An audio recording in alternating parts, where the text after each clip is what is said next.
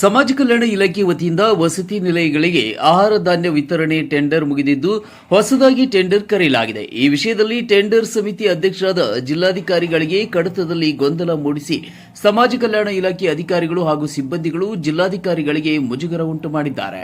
Tender ಕರೆಯುವಲ್ಲಿ ಸರ್ಕಾರಿ ನಿಯಮಗಳನ್ನು ಗಾಳಿಗೆ ತೂರಲಾಗಿದೆ ಎಂದು ದ್ರಾವಿಡ ಕ್ರಾಂತಿ ಯುವ ಸೇನೆಯ ಸಂಸ್ಥಾಪಕ ರಾಜ್ಯಾಧ್ಯಕ್ಷ ಗೌತಮ್ ಪ್ರಸಾದ್ ತಿಳಿಸಿದರು.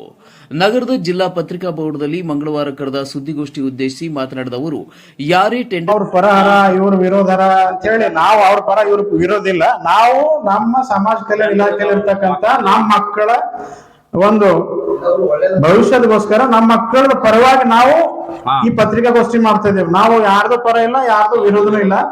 ನಾವು ಸರ್ಕಾರ ಮತ್ತು ಇಲಾಖೆ ಕಾನೂನು ಸುವ್ಯವಸ್ಥೆಯಲ್ಲಿ ಕೆಲಸ ಮಾಡ್ಲಿ ಅಂತ ಅನ್ನೋದು ನಮ್ಮೊಂದು ಆಶಾಭಾವನೆ ಆಗಿದೆ. ಹಾ ಸರ್, ಹೇಳುತ್ತಿರು ಟೆಂಡರ್ ಆಗಕ್ಕಿಂತ ಮೊದಲ ಈ ದಲಿತ ಸಂಘರ್ಷ ಸಮಿತಿಗೆ ಇಷ್ಟು, ಈ ಸಮಿತಿಗೆ ಇಷ್ಟು, ಈ ಸಮಿತಿಗೆ ಇಷ್ಟು ಅಂತ ಪೂರ್ತಿ ಒಂದು ಲಿಸ್ಟ್ ಅದಂತ ಸರ್. ನಮ್ ಸಂಘಟನೆ ಹೆಸರು ದ್ರಾವಿಡ ಕ್ರಾಂತಿ ಯುವ ಸೇನೆ ಅಂತದ. ಅಂತ ಲಿಸ್ಟಿನಾಗ ನಮ್ದು ಏನಾರ ಇತ್ತಂದ್ರೆ ನೀವು ಪತ್ರಿಕೆಗೋಷ್ಠಿ ನಾ ಮಾಡ್ತಾ ಇದೀನಿ. ಆ ಲಿಸ್ಟಿನಾಗ ನಮ್ದು ಏನ ಹಂಗ ಹೆಸರು ಇತ್ತಂದ್ರೆ ನೀವು ಕೂಡ ಅದಕ್ಕೆ ಓಪನ್ ಆಗಿ ಏನಪ್ಪಾ ಅಂತಂದ್ರೆ ನೀವು ಇಲ್ಲ, ಯಾವುದೇ ಅಧಿಕೃತ ಯಾವುದೇ ಸಂಘಟನೆ ಹಂಗ ಮಾಡಕ್ ಸಾಧ್ಯ ಇಲ್ಲ. ಯಾವುದೇ ಅಧಿಕೃತ ಇಲ್ಲದೆ ನಾವು ಯಾವ ಮಾತಾಡೋದು ತಪ್ಪದ. ನೀವು ಅವ್ರಿಗೆ ಕೇಳೋದಿತ್ತು ಅಧಿಕೃತ ಏನಾರ ಅದ ನಿಮ್ಮಲ್ಲಿ ಅಂತ ಕೇಳ್ಬೇಕು. ನಾವು ಯಾರ್ದೊಂದು ಹೆಸರು ಹೇಳ್ತೇವೆ, ನೀವು ಪತ್ರಕರ್ತರು ಇದ್ದೀರಿ, ನೀವು ಪತ್ರಕರ್ತರೆಲ್ಲ ಭ್ರಷ್ಟ ಇದ್ದೀರಿ ಅಂತಂದ್ರೆ ನಿಮ್ಗೆ ಹಂಗಾಗ್ತದ. ಹಂಗಾಗಲ್ಲದು. ಪತ್ರಕರ್ತರು ವರ್ಷ ಮಂದಿ ಎಲ್ಲ ಭ್ರಷ್ಟ ಇದ್ದೀರಿ ಅಂತ ಹೇಳಕ್ ಆಗಲ್ಲ ನಮ್ಗ. ಹಂಗಾಗಿ ಅಧಿಕೃತವಾಗಿ ಯಾವುದೇ ರೀತಿಯಿಂದ ಯಾವುದೇ ಸಂಘಟನೆದವ್ರು ಅಂದ್ರಿ ಯಾವುದೇ ಆಗ್ಲಿ ಹಂಗಾಗಿ ಅಧಿಕೃತ ಇಲ್ದೇನೆ ನಮ್ಗೆ ಅನ್ಕಿಲ್ಲ ಯಾವ್ದು ಕೇಳಕ್ ಹಂಗಾಗಲ್ದು. ನೀವು ನಾವು ಅಧಿಕೃತವಾಗಿ ಇದ್ದೀನಿ ತೋರ್ಸ್ತಾ ಇದ್ದೇವಲ್ಲ ನಾವು. ನೀವು ಇಲ್ಲ, ಅವ್ರ ಪ್ರಶ್ನೆ ನಿಮ್ ಪ್ರಶ್ನೆ ಏನದ ಸರ್? ಒಂದ್ ನಿಮಿಷ. ಈಗ ನೀವು ಪತ್ರಿಕಾಗೋಷ್ಠಿಗೆ ನಾವು ಪತ್ರಿಕಾಗೋಷ್ಠಿ ಕರೆದಿವಿ, ನೀವು ನಿಮ್ ಪತ್ರಿಕೆ ಭವನದಲ್ಲಿ ನಾವು ಪತ್ರಿಕಾಗೋಷ್ಠಿ ಮಾಡ್ತಾ ಇದ್ದೀವಿ. ಒಂದ್ ವೇಳೆ ಆ ಆಮಿಷಿಗೆ ನಾವು ಒಪ್ಪೋರಂತವ್ರು ಆಗಿದ್ರ ಇವತ್ ನಾವು ಪತ್ರಿಕಾಗೋಷ್ಠಿ ಮಾಡ್ತಾ ಇದೀವಾ? ನಮ್ ಪ್ರಶ್ನೆ. ನೀವು ಅನ್ನೋ ಆ ಲಿಸ್ಟ್ನಾಗ ನಮ್ದು ಹೆಸರಿದ್ರೆ ನಾವ್ ಇಲ್ಲಿ ಕುಂತ ಅವ್ರ ವಿರೋಧ ಮಾಡ್ತಿದೀವಿ. ಇನ್ನೊಂದು ಅಂತ ಲಿಸ್ಟ್ ಅವ್ರ ಮನರ್ ಇದಿರ್ಬೋದು, ಅಂತ ಲಿಸ್ಟಿಗೆ ಸಂಬಂಧಪಟ್ಟಿನವ್ರು ಅವ್ರ ಬಳಿ ಇದ್ದಿರ್ಬೋದು. ಅದಕ್ಕೆ ನಾವು ಯಾರ ಯಾರಿಲ್ಲ ಅದ್ರ ಆ ವಿಷಯಕ್ಕೆ ನಾವು ಚರ್ಚೆ ಮಾಡ್ಲಿಕ್ಕೆ ಇಲ್ಲಿ ಬಂದಿಲ್ಲ, ದಯಮಾಡಿ. ಯಾಕಂದ್ರೆ ನಾವು ಬಂದಿರ್ತಕ್ಕಂಥದ್ದು ನಾವು ನಮ್ಮ ಮಕ್ಕಳ ಒಂದು ವಿದ್ಯಾಭ್ಯಾಸ, ನಮ್ಮ ಮಕ್ಕಳದೊಂದು ಪೌಷ್ಟಿಕ ಆಹಾರ, ನಮ್ಮ ಮಕ್ಕಳ ಒಂದು ಉಳಿವು, ಒಂದು ಸಮಾಜ ಕಲ್ಯಾಣದಲ್ಲಿ ನಮ್ಮ ಮಕ್ಕಳೇನು ಓದ್ತಾ ಇದಾರೆ, ಸರ್ಕಾರದ ಒಂದು ಸೌಲಭ್ಯ ಅದು ಒಂದೇ ಸೌಲಭ್ಯ ನಮ್ಮ ಮಕ್ಕಳಿಗೆ ಸಿಗ್ತಾ ಇದೆ. ಪರಿಶಿಷ್ಟ ಪಂಗಡ ಮತ್ತು ಪರಿಶಿಷ್ಟ ಜಾತಿ ಮಕ್ಕಳಿಗೆ ಏನಪ್ಪಾ ಅಂದ್ರೆ ಒಂದು ಶೈಕ್ಷಣಿಕ ಸೌಲಭ್ಯ ಸಿಗ್ಬೇಕಾಗಿದ್ದಂತಂದ್ರೆ ಅದು ಯಾವ್ದಾರ ಇಲಾಖೆ ಅದ, ಅದು ಸಮಾಜ ಕಲ್ಯಾಣ ಇಲಾಖೆ ಅದ.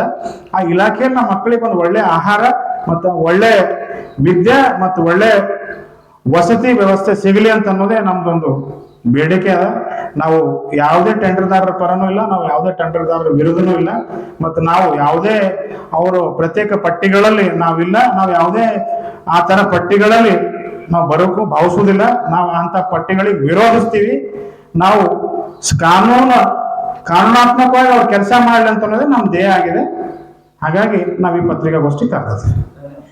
ತೆಗೆದುಕೊಂಡರು. ಅವರ ವಿರುದ್ಧ ಕೋರ್ಟ್ನಲ್ಲಿ ಸ್ಟೇ ತಂದು ಸರ್ವಾಧಿಕಾರಿ ಧೋರಣೆ ತಾಳುತ್ತಿರುವ ಬಸವೇಶ್ವರ ಎಂಟರ್ಪ್ರೈಸಸ್ ಈಗಾಗಲೇ ಕಪ್ಪು ಪಟ್ಟಿಗೆ ಸೇರಿಸಬೇಕೆಂದು ರಾಜ್ಯ ಹಿಂದುಳಿದ ಆಯುಕ್ತರ ನಿರ್ದೇಶನ ಇದ್ದರೂ 3-4 ವರ್ಷದಿಂದ ಬಸವೇಶ್ವರ ಎಂಟರ್ಪ್ರೈಸಸ್ಗೆ ಕಪ್ಪು ಪಟ್ಟಿಗೆ ಸೇರಿಸಿಲ್ಲ. ಹೀಗಾಗಿ ಕೂಡಲೇ ಅದರ ಮಾಲೀಕರಿಗೆ ಶಿಕ್ಷೆ ವಿಧಿಸಬೇಕೆಂದು ತಿಳಿಸಿದರು. ಟೆಂಡರ್ ಪಾರದರ್ಶಕವಾಗಿ ಮಾಡದೆ ಸಮಿತಿಯ ಕೆಲ ಸದಸ್ಯರು ಬಿಡ್ದಾರರ ಲಾಬಿಗೆ ಒಳಗಾಗಿ L2 ಇರುವವರಿಗೆ ಆದೇಶ ಮಾಡುವ ಹಂತಕ್ಕೆ ಹೋಗಿದ್ದಾರೆ. ಹೊಸ ಟೆಂಡರ್ದಾರರು ಈ ಮೊದಲೇ ಬಿಡ್ದಾರರ ಜೊತೆ ಒಪ್ಪಂದ ಮಾಡಿಕೊಂಡು ಮುಚ್ಚಿದ ಲಕೋಟೆಯಲ್ಲಿ ಇರಬೇಕಾಗಿದ್ದ ಸರಾಸರಿ ದರವನ್ನು ಬಿಡ್ದಾರರಿಗೆ ನೀಡಲಾಗಿದೆ.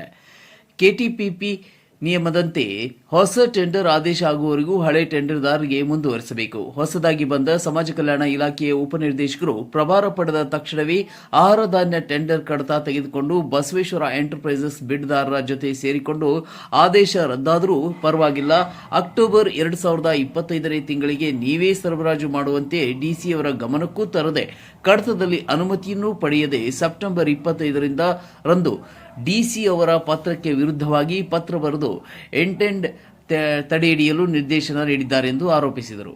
ಇದೀಗ ಟೆಂಡರ್ ಪಡೆದಿರುವ ಜನತಾ ಬಜಾರ್ ಸಂಸ್ಥೆಯಿಂದ ದೀನದಲಿತರ ಮಕ್ಕಳಿಗೆ ಪೌಷ್ಟಿಕ ಮತ್ತು ಉತ್ತಮ ಗುಣಮಟ್ಟದ ಆಹಾರ ಸಿಗುವುದಿಲ್ಲ. ಹೀಗಾಗಿ ಜಿಲ್ಲಾಧಿಕಾರಿಗಳು ಪರಿಶಿಷ್ಟ ಜಾತಿ, ಪರಿಶಿಷ್ಟ ಪಂಗಡದ ವಿದ್ಯಾರ್ಥಿಗಳ ಹಿತದೃಷ್ಟಿಯಿಂದ ಹೊಸ ಟೆಂಡರ್ ಆಗುವವರೆಗೆ ಹಿಂದಿನ ಹಳೆಯ ಟೆಂಡರ್ದಾರರಿಗೆ ಆಹಾರ ಧಾನ್ಯ ಪಡೆಯಲು ನಿರ್ದೇಶನ ನೀಡಬೇಕೆಂದು ಒತ್ತಾಯಿಸಿದರು. ದಲಿತ ಮುಖಂಡರಾದ ವಿನೀತ್ ಗಿರಿ ಮಾತನಾಡಿ, ಟೆಂಡರ್ನಲ್ಲಿ ಪಾರದರ್ಶಕತೆ ಕಾಪಾಡದಿದ್ದರೆ ಡಿಸಿ ಕಚೇರಿಗೆ ಮುತ್ತಿಗೆ ಹಾಕಲಾಗುವುದು ಎಂದರು. ದ್ರಾವಿಡ ಕ್ರಾಂತಿ ಯುವ ಸೇನೆಯ ಪ್ರಧಾನ ಕಾರ್ಯದರ್ಶಿ ಗಗನ ಫುಲೆ ಮಾತನಾಡಿದರು. ಇದೇ ವೇಳೆ ಸುದ್ದಿಗೋಷ್ಠಿಯಲ್ಲಿ ದಲಿತ ಯುವ ಮುಖಂಡರಾದ ರಮೇಶ್ ಮಾಲೆ ಹಾಜರಿದ್ದರು. 55ಕ್ಕೂ ಅಧಿಕ ಅನಾಥ ಮಕ್ಕಳಿಗೆ ದಿನನಿತ್ಯದ ಅಗತ್ಯ ವಸ್ತುಗಳ ವಿತರಣೆ. ರೋಟರಿ ಸಿಲ್ವರ್ ಸ್ಟಾರ್ನಿಂದ ಸಮಾಜಮುಖಿ ಕಾರ್. ರೋಹನ್ ಮನೋಹರ್, C9 ಕನ್ನಡ, ಬೀದರ್.